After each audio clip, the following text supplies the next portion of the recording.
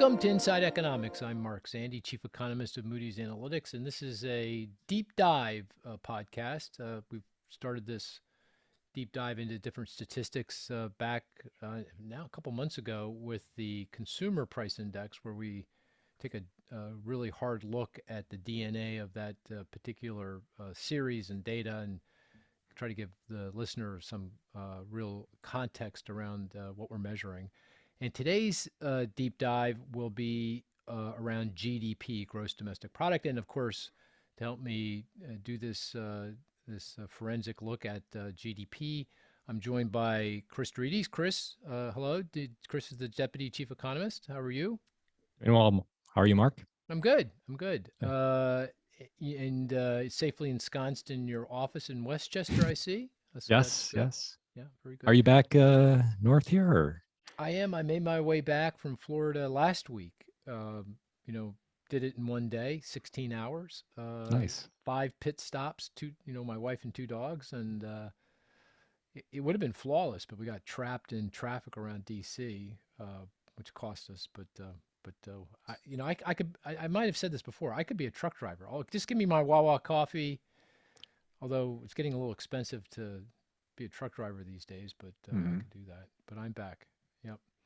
And also Ryan Sweet. Ryan is the director of real-time economics and obviously in deep with all this data into the bowels of the data. So good person to have talk about GDP. So Ryan, why don't I turn the conversation over to you? Why don't you give us a summary of GDP, gross domestic product? Sounds good. So GDP, gross domestic product. This data comes from the Bureau of Economic Analysis.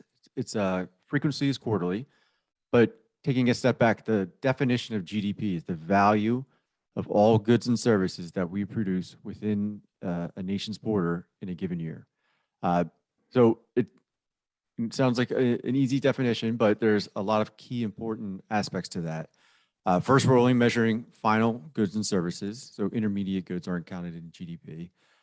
It's got to be produced within our country's borders, and it has to be within a given year. So when we think about GDP, the equation that we kind of hammer home is C plus I plus G plus NX. So GDP is a function of, or is a sum of consumption, so what you and I spend on goods, services, non-durables, so that's consumer spending. Business investment, and business investment can include non-residential structures investment. So think manufacturing plant, a new office building in downtown Westchester. So it includes non-residential structures. It includes residential structures, and that includes new homes, brokers' commissions, multifamily apartments. And then the final part of investment includes inventories. And then G is government. And think of the government as a big consumer. They buy hammers, they also buy planes, boats, trucks. So they're a big, gigantic consumer. And then the final part is NX. And NX is exports minus imports. And that's how we get GDP, C plus I plus G plus NX. And we can riff on this later, but there's all different ways of how you can measure GDP. You can look at the expenditure approach, the production approach, and the income approach. And we'll probably tackle each of those a little bit separately. But I'll turn it back over to you and Mark and see what I missed. Well, you just described the expenditure Correct. approach, right? So you added up spending by consumers, by businesses, and by government, and added that up to a GDP. The difference between though consumption spending and output is inventories, right? So that's the swing in inventories. You didn't mention that, but that's a pretty important swing factor, particularly quarter to quarter. It can make a big difference, and that's been the case certainly during the pandemic. In the last couple quarters, inventories have been a key source of growth in the economy, driving a lot of the GDP, the output. So inventories closes the gap between the expenditures, the spending, and the output. Um, Maybe you can take a minute while we're at it, just talk a little bit about the other two ways of adding up to GDP, the income side of the accounts, the GDP accounts, and the production side of the accounts. And these all should add up in theory. Obviously, they don't add up in practice because there's so many moving parts here and data issues that, there are so-called statistical discrepancies, between Correct. these different ways of measuring things. But at least in theory, they add up. So what are the other two approaches to adding up to GDP? Yeah, we were always taught that in, intro to macroeconomics that, GDP equals GDI, which is gross domestic income. So one person's spending is another person's income.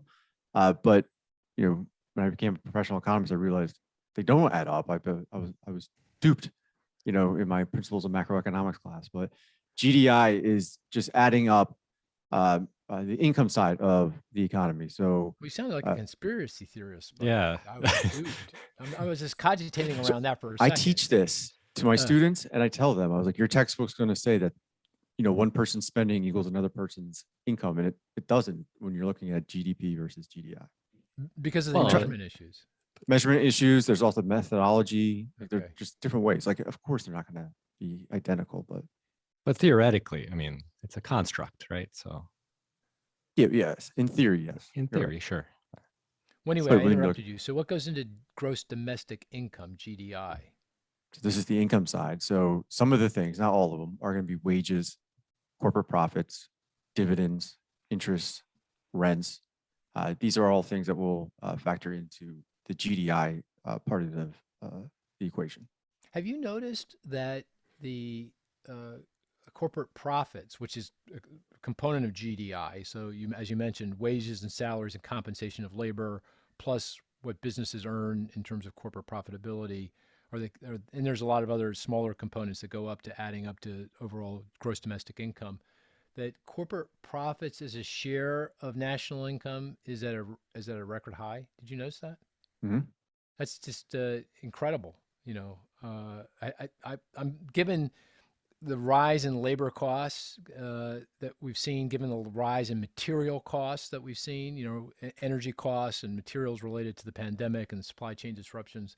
Despite all of that, the businesses have been able to obviously raise prices enough to compensate for their higher costs, and their share of the economic pie, I think, I don't have this exactly right, but I think it's almost 15% of national income now goes to businesses, corporations through corporate income, through profits, and that is as high as it's ever been in the data. Is that just did you guys know that, or is that news to you? You knew that. I knew it was high. I didn't know the exact number, but I knew Well, it I was made large that and number growing. up, Oh. I mean, it could be 14.7. I don't remember, Okay, but all yeah, right. it rounds to 15. Yeah, It's and high. typical is more like 12. I mean, again, I'm making this up because I didn't really look, but 12, 13%, something like that. But that doesn't sound like a big difference, but that's a pretty big difference, in terms of share of national income. Yeah. So Yeah. and maybe that's why the stock market's hanging in. Have you noticed the stock market? No matter what's being thrown at it, it's Russian invasion, Fed going on the warpath, and now talking about raising rates very aggressively. Stock market is kind of hanging in there. It's only down 6, 7, 8% from its all-time high, back at the beginning of the year. So pretty amazing. And I guess that fundamentally the stock prices are tied to corporate profitability, and that remains very, very good. Businesses are able to pass through their cost to consumers. Yeah, and that shouldn't change anytime soon. You don't see that changing anytime soon. Yeah. So we'll what- grow why- into these valuations, right? So What's that's the that, idea. Chris? So we'll grow into these stock market valuations is the idea, right? Profits will continue to Yeah. grow, and Yeah.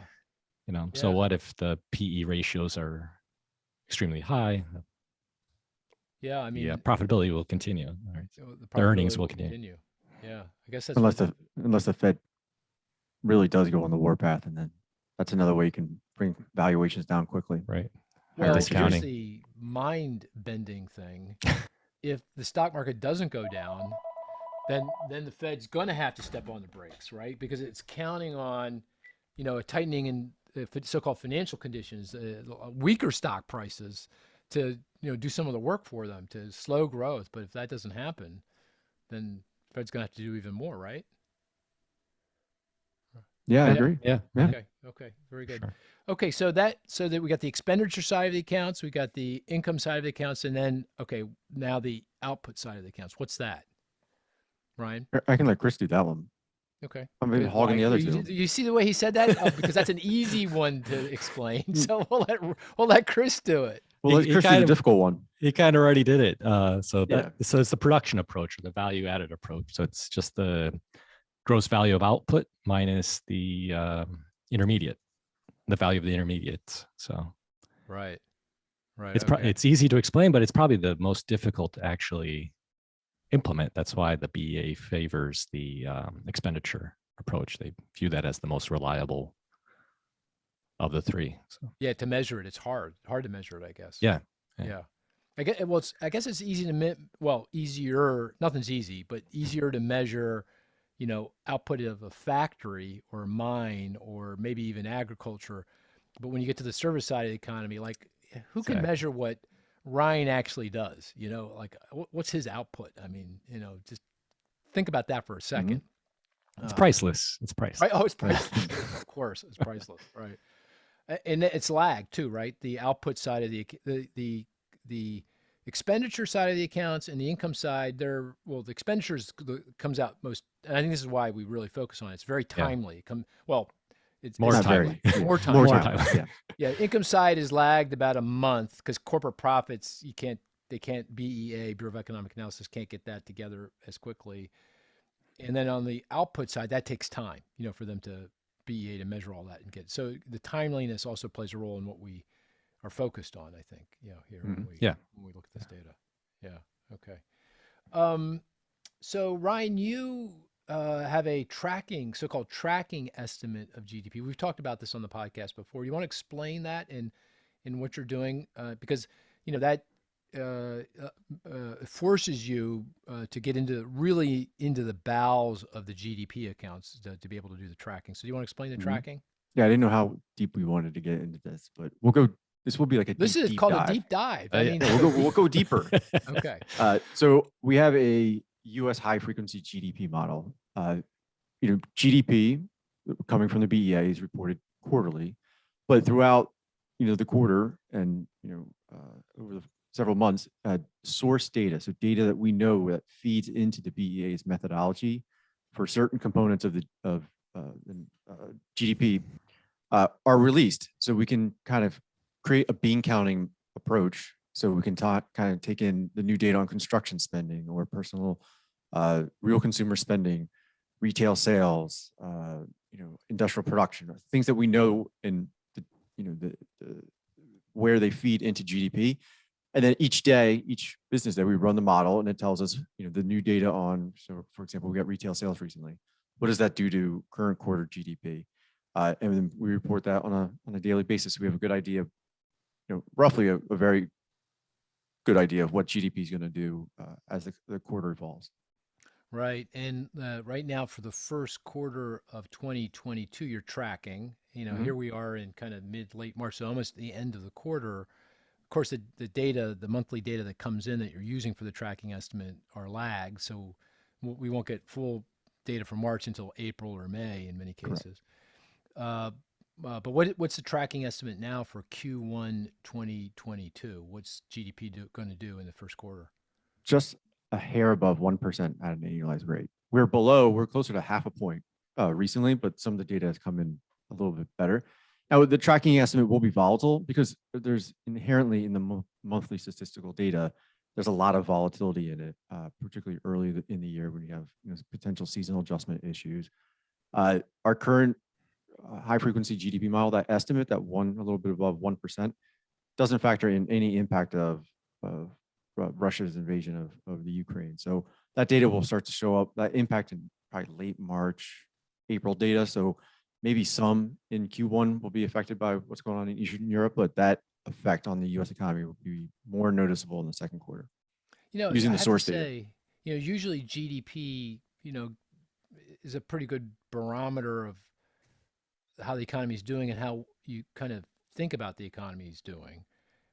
Right now, my sense is the economy is booming. I look at the job market, 500,000 jobs, every single month.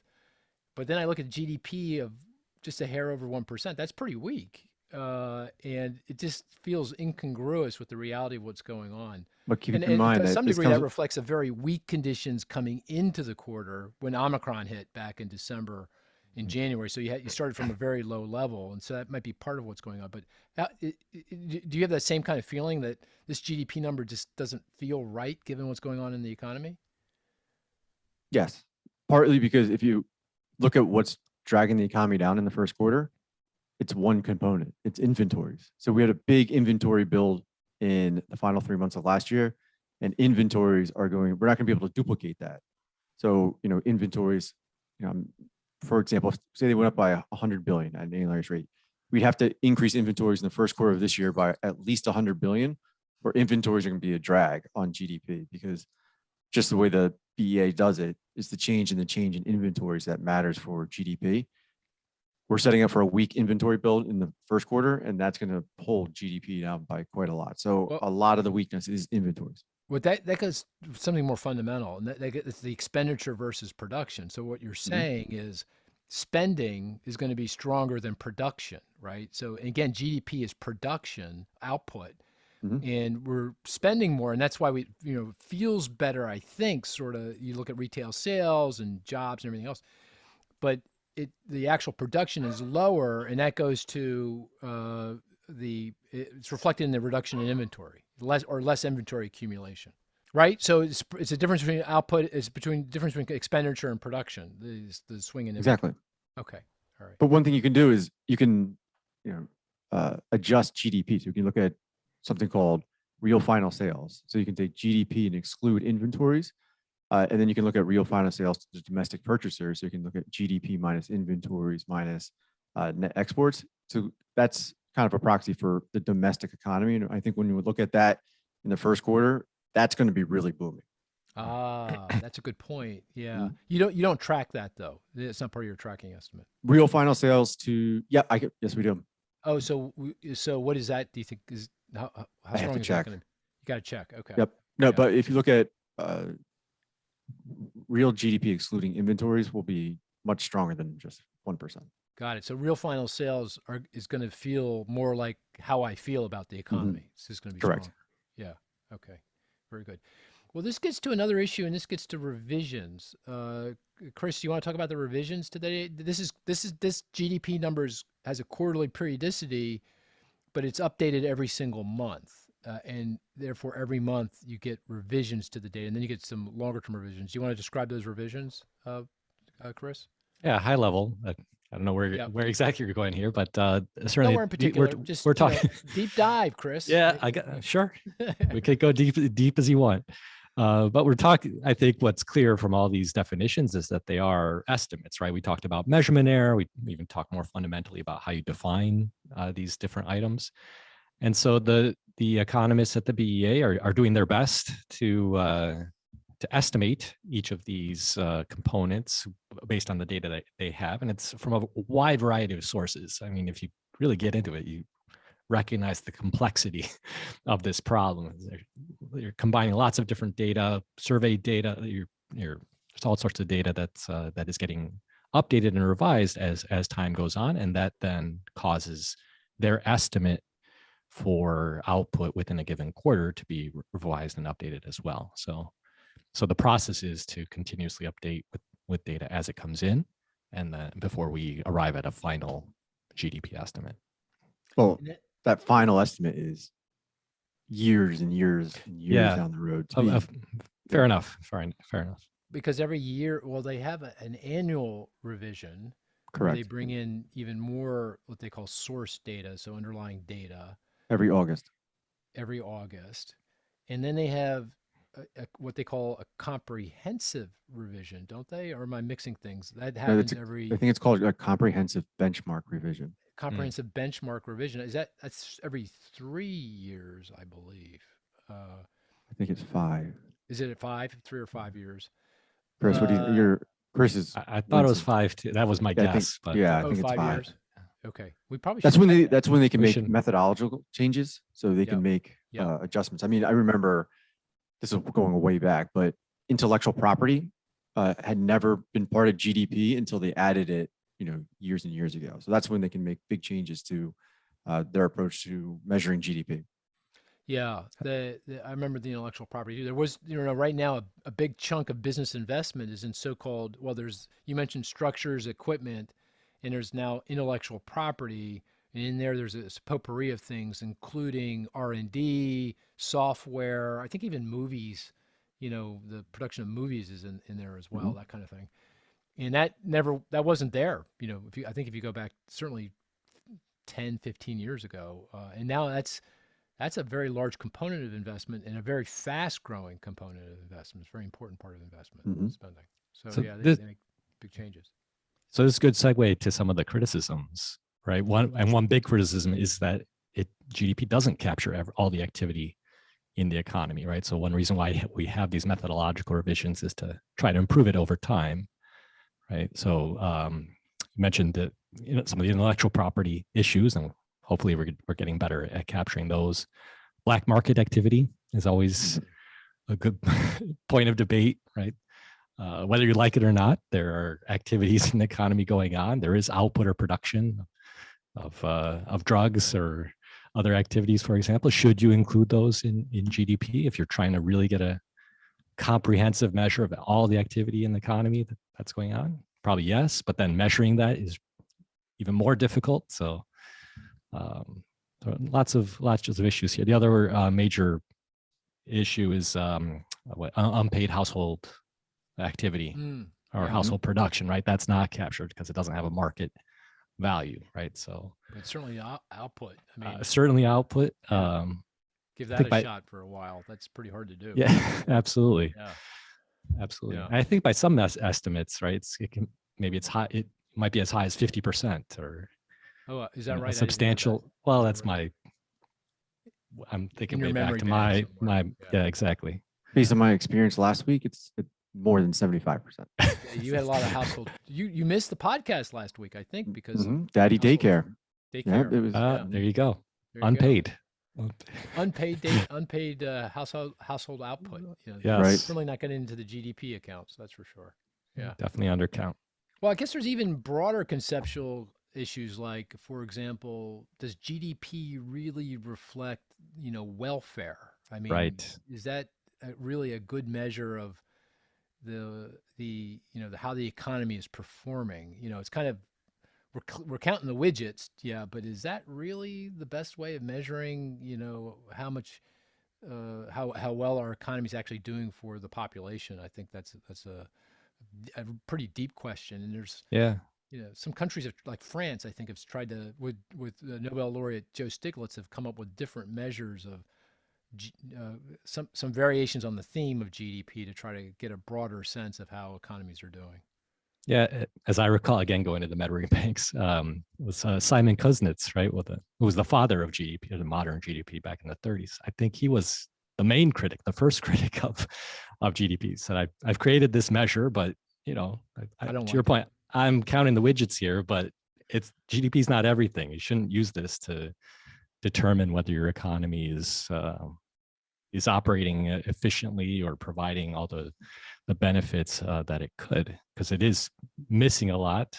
It's also ignoring extraction, or now we talk about environmental degradation, right? That's not captured how you're actually producing all this output isn't captured here. It's not capturing people's health or the quality of their lives or political liberty. So there's a lot of missing parts here. It's a measure, but it certainly shouldn't be the supreme measure. And unfortunately, I think that it often gets that Yeah, place we in just people's minds, right? take it for granted that, oh, that's how we're doing. You're right, right. Yeah. That's the yardstick. A lot of this comes up around natural disasters. So anytime you have a big hurricane, you say, Yeah, oh, it's going to be a net positive for the economy because, basically you get a lot of destruction of property, but that destruction doesn't show up in GDP, but the rebuilding will. And so on net, when you say it's a net positive, people are like, well, that sounds wrong. Hurricane Katrina did a lot of Superstorm Sandy, they did a lot of damage, and people weren't better off after those storms. And I was like, there's a difference between economic welfare and GDP. Well, that was a methodological change too, right? I mean, I remember back in the day, BEA did the accounting around natural disasters differently, I believe, and they did account. I think so. The insurance losses were actually a deduction from GDP. They tried to account for the loss. I believe that's because. Do you know, Ryan? Do you know that that's the case or not? They have, I don't know about insurance losses, but I know they have an estimate of uh, around natural disasters, around the lost output. Yeah. Yeah. So So the yeah, economic cost of right. the natural We should disaster. actually get Adam Kamens on. He's our resident expert on natural disasters and all the economic accounting that goes around it. But you can see the listener. You hear this conversation. This gets really pretty complex. Exactly how you should measure these things and handle them. That's the other point. The other kind of missing ingredient is the distributional effects of GDP. Mhm. So there has been some efforts to construct so-called distributional accounts. So, what is the GDP for different parts of the income and wealth distribution? Because you get a better sense of, who's benefiting from the output or the GDP. And I think there's some moves afoot in DC to try to, like the Federal Reserve has actually created so-called distributional financial accounts, so they can take a look at assets and liabilities of households by different parts of the income and wealth distribution, so you can see who's getting wealthier and who's not getting as wealthy, and what share is going to the top part of the income distribution, what share is going to the bottom part, that kind of thing, which is really important in a world where income and wealth inequality has become more pronounced. And so there's been an effort to try to do this with the GDP accounts, but pretty tough to do, but certainly Yeah. laudable. Yeah, and you already highlighted the capital versus labor split, right? Yeah. That's one obvious way we can see how things have migrated over time. So yeah, that's really important. That's the other thing to point out, that given all these measurement issues, methodological issues, uh, GDP in the United States, it could be very different from GDP in France or GDP in China or anywhere else on the planet, because the statistical agencies, they have different qualities of source data, timeliness of source data, and they use the data in different ways, conceptually and methodologically, to come up with their own estimates. So, we all kind of compare, GDP here with somewhere else, but you do that at your own peril, right? Particularly, Mhm. Places that, have pretty thin statistical, kind of infrastructures for collecting information and data. And you also have Yeah. you have to normalize it. So you can't compare the level of GDP in the US to the level of GDP in China or the level of GDP in Eurozone. You're looking at GDP per capita Yeah. To to make it closer to an apples to apples comparison. apples Yeah. to apples. Yeah. Yep. I mean, there are some international standards, though, right, that broadly define Yeah, how these yeah. should be, OECD type of Yeah. standard. But interpretation is up to the individual countries and what data they might have available, how they estimate. So yeah, lots of variation.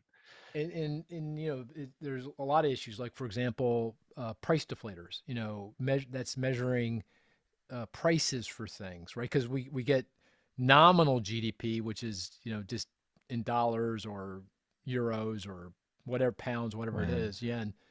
But then you try to account for inflation over time to get to kind of the real output, not the output related to price increases or declines. And so therefore you got to start measuring price movements. We talked about this when we did the deep dive for CPI, but this gets even more complicated for GDP, because now you're measuring prices for investment goods, for example. So, you're trying to measure investment in information processing equipment, computer equipment. If you do that, you can count, the nominal dollars that Apple sells or IBM sells or Dell sells, but then you got to try to account for, the price changes, which, by the way, you have to account for the quality changes when Right. you do that. Mhm. So then now you're into, this is really mind numbing. Because you can get big increases in real output if you have very fast declining prices for investment goods related to fast technological change. And in fact, that was what was happening, back when the internet was first getting going in the late 90s and early 2000s. We had very, very fast innovation, technological change that drove down prices, measured prices, because of the quality improvement, which drove up real GDP. And we saw, oh my gosh, we're booming. This was the boom times. And it was largely because of the way we were measuring, quality changes in the price deflators. I mean, very, very difficult to do, very hard to do. Mhm. It makes it very difficult. Um, okay, the other thing I wanted to mention is, Ryan, you also construct monthly GDP. So We do. GDP is, at least in the United States, in some countries like the UK and I believe Canada, they actually construct GDP on a monthly basis. We don't. The BEA does not do that here, but you've taken it upon yourself to construct an estimate of monthly GDP. Do you want to describe that? We Maverick. We Yeah, did it. right, Yeah. right. It's not like I'm sitting in my basement doing this. uh, Yeah, so very similar, like our our high frequency GDP models trying to track current quarter GDP. We also have simultaneously an estimate of real monthly GDP. So GDP comes out quarterly, but we know the source data that is available at a monthly frequency. So we add them all up and we create an estimate of real monthly GDP in the US. yeah, and I think the last data point is for January, right? Correct. Okay, and that showed a pretty big decline, if memory Mm-hmm. serves. Yeah, we Back got to off our to a really, earlier conversation. yeah, Omicron, weather. Yeah, the economy got off to a really slow start to the first quarter. Right. And even though it feels like it's picking up here in February and particularly March, Omicron has faded. And despite Ukraine's invasion, feels like things are strong. It's going to depress that quarterly estimate.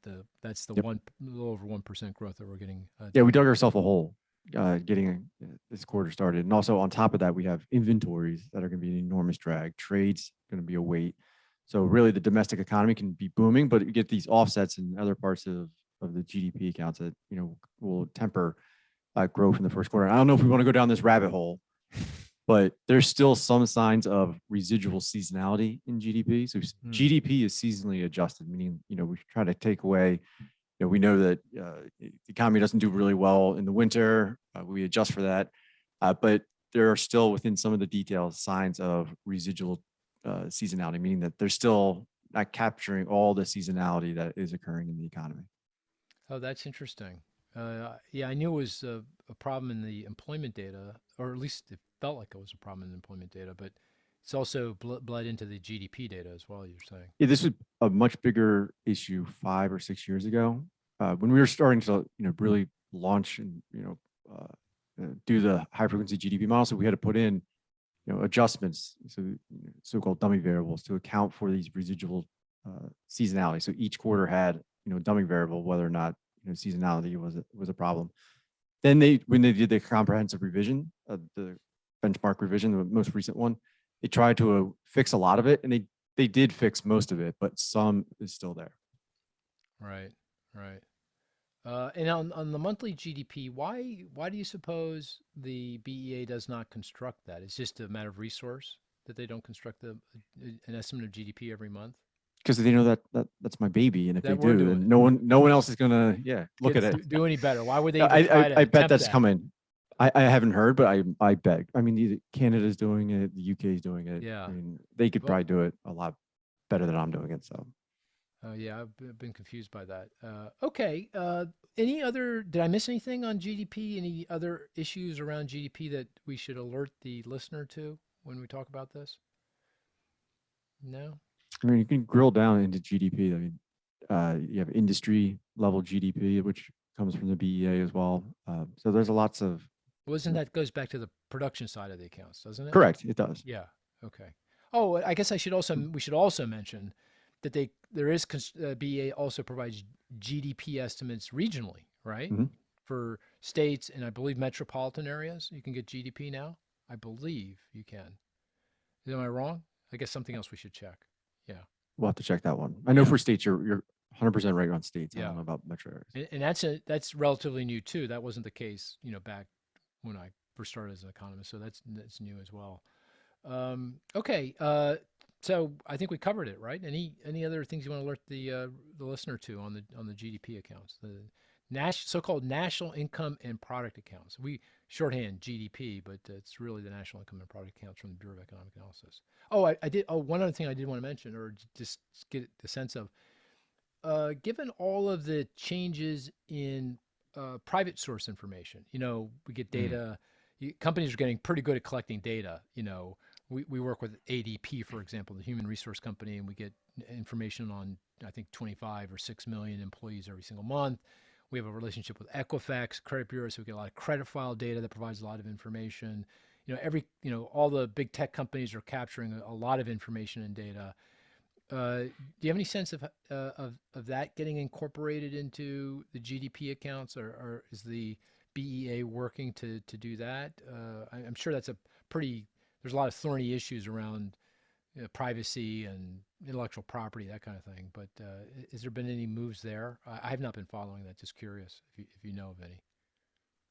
Doesn't have to be with just the BEA. It could be some of the source data that feeds into Good point. GDP. And I know for a fact that some agencies are incorporating alternative measures of consumer spending, particularly on the services side, which is it's easy to count the number of vehicles that are get bought off a lot, but it's difficult to count how many hamburgers were purchased in Westchester. So I think they are starting to use some alternative data on the services side. Right. Chris, anything to add? Yeah, I would say there are a lot of nuances when it comes to GDP measures and what the definitions mean, and especially for people who aren't deep into the topic, right? Even the terminology we use, investment, right? A lot of people think that when they buy stocks in the stock market, right? Oh, that's investment, but it's not. So it's not in the sense of what GDP is trying to capture or measure. So I just would advise, if you are going to use this measure and use it in models or to make predictions, you really need to get into the bowels here and really understand what all the different components actually mean. Yeah, did we mention that financial securities aren't counted in GDP? So like stocks, bonds, they're not counted. I don't know if we did. Right. I don't think we did. Yeah. Well, why would they be counted in GDP?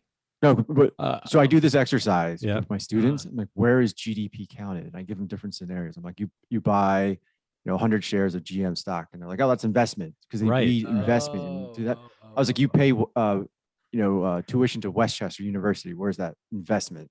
And it's like, so it's a fun exercise for them to learn. Yeah. The way you think where things should show up isn't necessarily where they are going to actually show up in the GDP accounts. Think that they go. Right. Or you buy a used car or an existing home versus a new car, right? So there are all these nuances. Those both are on there.